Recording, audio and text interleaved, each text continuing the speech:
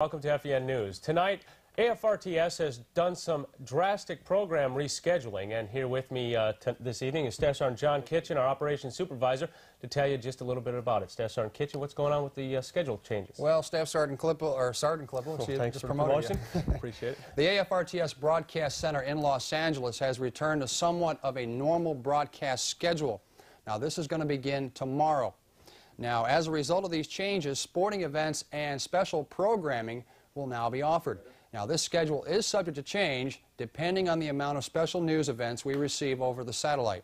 Now, it's all going to kick off at 10 a.m. tomorrow. We're going to be airing the NBA basketball action as the Pistons take on the Bullets. Now, on Sunday morning, it's college basketball action as Pittsburgh goes against UCLA. And at 10 a.m. on Sunday, we're going to be presenting the American Music Awards. Now, 2 a.m. on Monday morning, AFRTS will be airing, and we're going to be airing at the same time, a special one-hour Lee Greenwood special, and he did that, I believe, down at Disney World in Florida. Then we're going to be airing the NFL Pro Bowl. Once again, that's going to be 10 a.m. on Monday.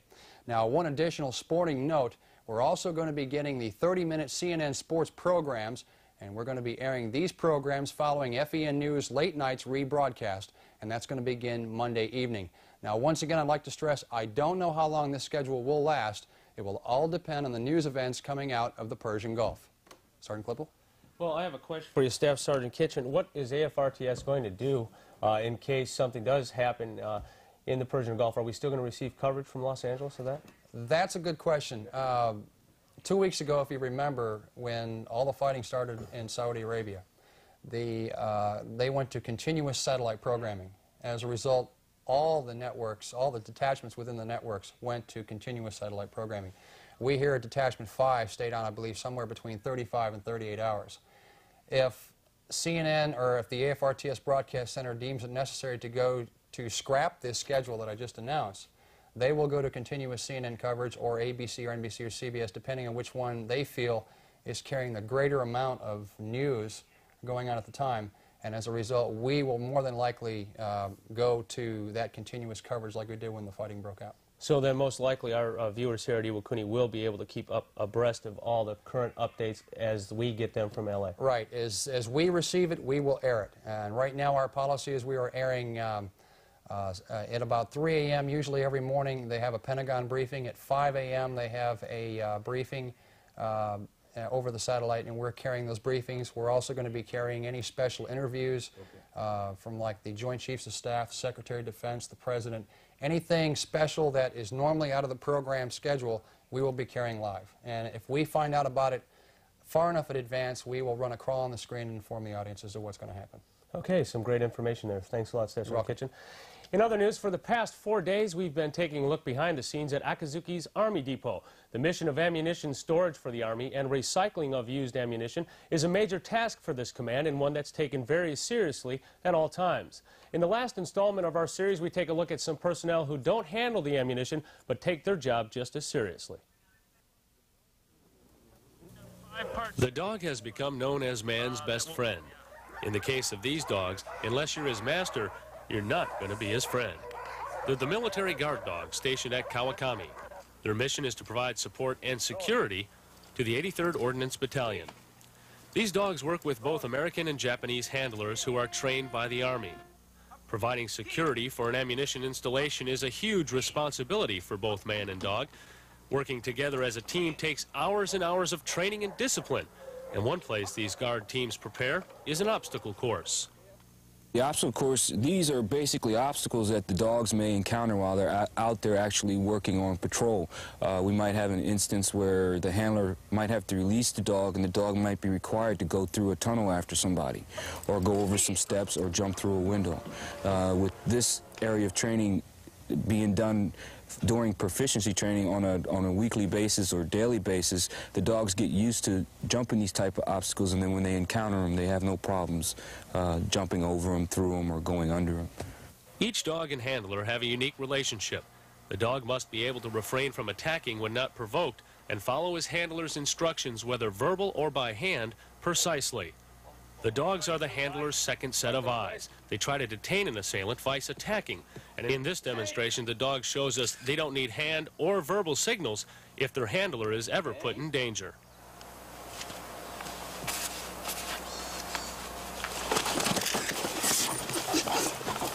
Woody. Come on. Get it! No!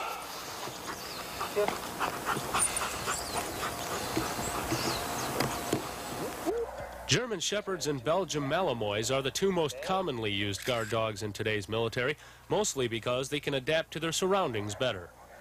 We could take one of these dogs we have here now and send him to Florida where it's hot at, and he would immediately start losing that thick hair coat he started growing for the winter. And vice versa, from Florida to here where it's cold, he would automatically start growing. So these are basically turning out to be proven to be the all-around dogs that can adapt so well to anywhere we want to send them. Providing security for Kawakami, the dogs and handlers of the 83rd Ordnance Battalion perform their mission as a team, giving new meaning to the saying, man's best friend. And also tonight, don't forget, tomorrow morning at 9 o'clock a.m., 9 in the morning, the National Naval Officers Association will hold a forum for all Navy and Marine enlisted personnel. They'll be discussing different things such as various officer entry programs and some of the unique experiences you may find upon entering the officer ranks. The forum is being held at Building 210, Room 211, and that's going to be tomorrow morning at 9 o'clock. Check it out. Stay with us, please. We'll have weather coming your way right now and sports right after that. Here is today's trivia question. What are 3 types of endurance exercises? Once again, what are 3 types of endurance exercises? If you think you know the answer, call 253-5661 now. My job here is basically customer support. I provide assistance in any aspect of supply. You know, I love my job, customer service. And you know what I'm doing, I do a lot of little jobs, you know. I'm around all the time, you know, doing everything. So it makes me feel good. Knowing my rate, you know, being a storekeeper, there's a lot of different aspects to being a storekeeper, you know, financial, records keeping, bookkeeping, everything. If you like your job and you try, you know, you do a good job at your job, then like supporting the P3s, you know, I get, you know, just providing good customer service, then the transitions, you know, whether it be 6 months or monthly with the reserve squadrons, it all rotates pretty good. So, yeah, if you can provide the best customer service, then, you know, everybody benefits from it.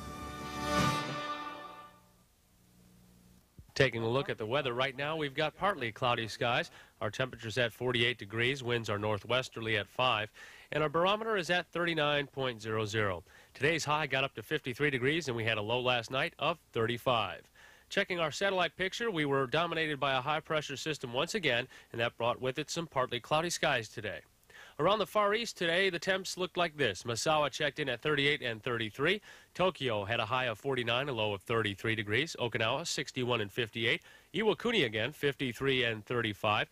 QB Point in the Philippines, 88 for their high, 76 on the low side. And Seoul, Korea, 31 and 17. Moving on to the slopes right now, Geihoku checked in with cloudy skies. They're at 0 degrees Celsius, and they have 55 centimeters of snow. Mount Dyson was also cloudy today at -4 degrees Celsius, and they have 110 centimeters of base. Tomorrow's forecast looks like this. Expect partly cloudy skies, high temp of about 52 degrees and a low of about 31, and that should last throughout the weekend. And starting things off tonight in the sports block, it's a very slow one because Staff Sergeant Kitchen, of course, let you know in the beginning of the cast that AFRTS will be bringing us some sports coverage which will begin this weekend. So we'll get away from that and go to championship basketball action right here at the air station. MWSS 171 and Mals 12 took to the court last night in the intramural championship game. Both teams played decisive games, but obviously only one could win. Navy journalist Dan Tillman was there, and he has this report. Both teams played rough and both teams played tough, but in the end only one can win. That winner is MWSS 171. After constant scoring throughout the game and a point surge in the final minutes of the second half, they took the game by 3, 57 to 54. Mals 12 put 171 to the test, however, and even had the lead at the end of the first half, 28-27. But 171 would not die. At halftime, they even put a little globetrotter charm into their practice, apparently mesmerizing this woman in the crowd. After 2 starts in the second half, 171 took over with beautiful plays like this.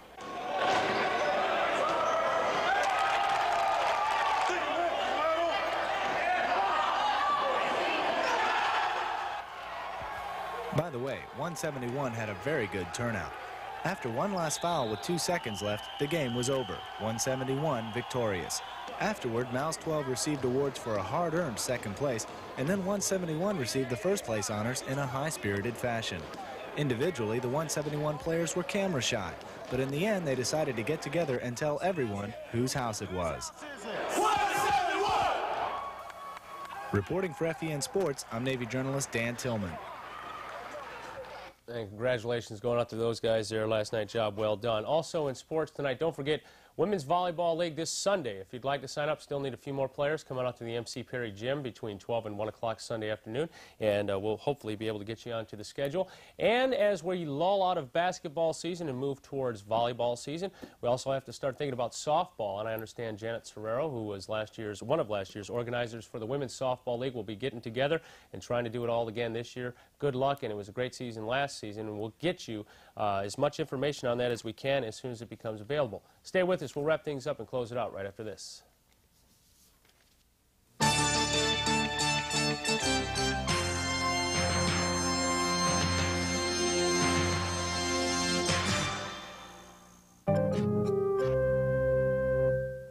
The Japanese bow is famous the world over. It's used for greeting, for thanking, and for apologizing or leave-taking. The depth of the bow depends on the social position of each person. Younger people bow more deeply to indicate respect for their elders. Foreigners are not expected to understand the complexities of these rules, so a basic nod of the head or a Western-style handshake will do. The bow, a unique tradition of life in Japan.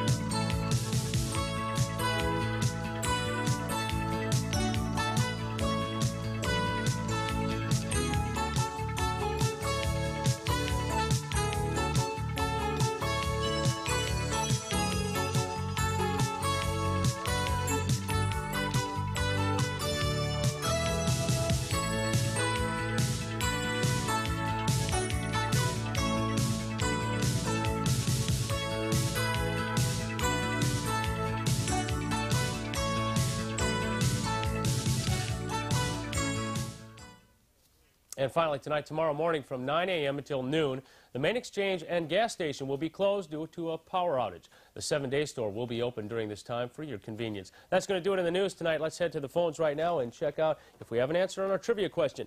Hi, who am I talking with? Corporal Gay, how you doing from NCO school? Hoorah. Congratulations. Hoorah. Hey, listen, MWR wants to know, as well as we do, what are 3 types of endurance exercises? The 3 types of endurance exercises are bicycling, running, and swimming. Congratulations. You won yourself a free breakfast at the Eagle's Nest, courtesy of your folks over at MWR. You just hang on a second there, Corporal Gay, and I'll get back with you and let you know how to pick up your prize. Okay, all right, thanks for playing. That's going to do it in the news block tonight from everyone here at TV 66. Have a nice weekend. Okay, you still there? Okay, what we're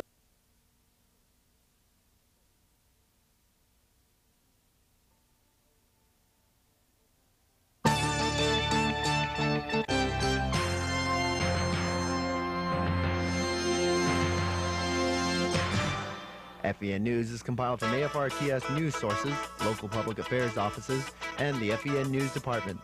This has been FEN News, Iwakuni, Japan.